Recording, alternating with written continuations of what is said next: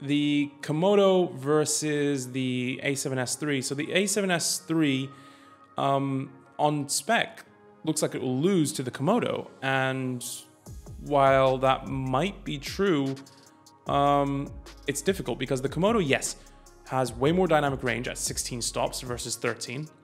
The Komodo also has 16-bit RAW internal, as opposed to the A7S III that has 16-bit if you use a monitor for an external recorder, but 10-bit internally, I believe.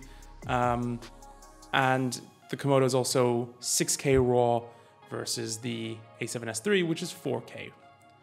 Right? Now, all of this is to say that it's on spec, on paper, the Komodo absolutely demolishes the A7S III, which is not surprising because the Komodo is meant to be a production camera.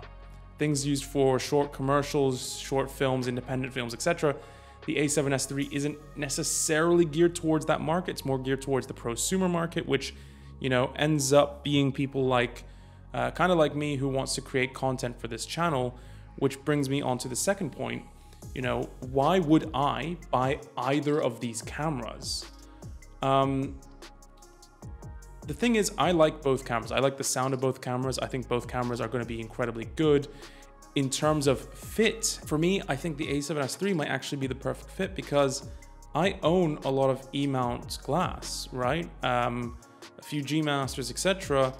And I own all the batteries that I need. It's the same battery system. I have a monitor, which I'm using to actually see myself now, but I have already invested in Sony E-mount quite a bit, and therefore it would make sense for me to do that. But at the same time, I'm looking at taking the next step up. So would I then get the Komodo, which is another question I have in my mind, because I would really, really like to own a Red because I want to, like I said, get into the next phase of my career, which would be making proper short narrative cinema.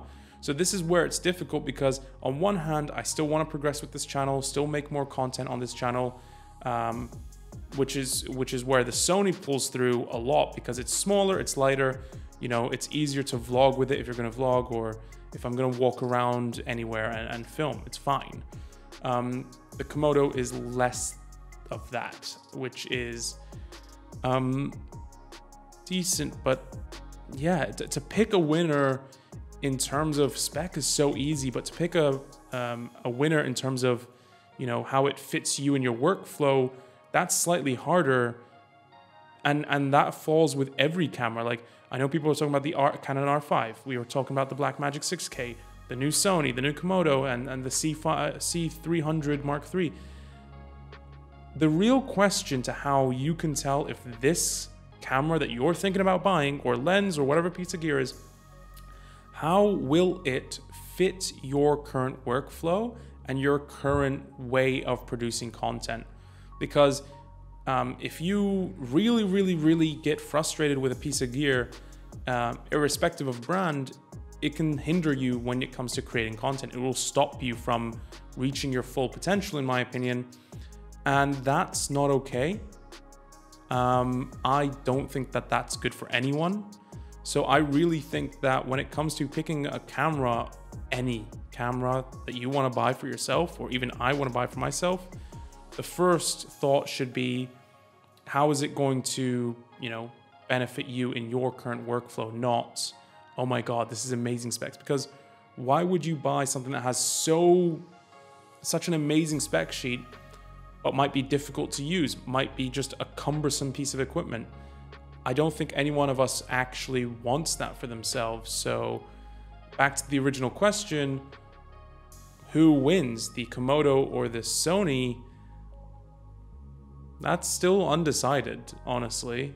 Because I know in the future I want to get into narrative cinema. I know in the future I want to make bigger and better pieces of content.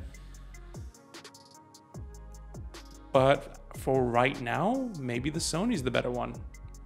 But I haven't honestly pre-ordered any of them. I've seen loads of videos online about different spec sheets and stuff, and I really like both so much so that I can't tell you which one is which. And that's the truth. So if you found this video helpful, or you found some of my ideas helpful, please like, subscribe, leave a comment. All these things help the channel out greatly. And I would really appreciate it if you did it, because this is something that I want to do more of. And if you tell me what you like versus what you don't like, I can actually help you. I might be able to actually figure out some things that might be better for you. So with that being said, thank you very much for listening to me, and I will see you in the next one.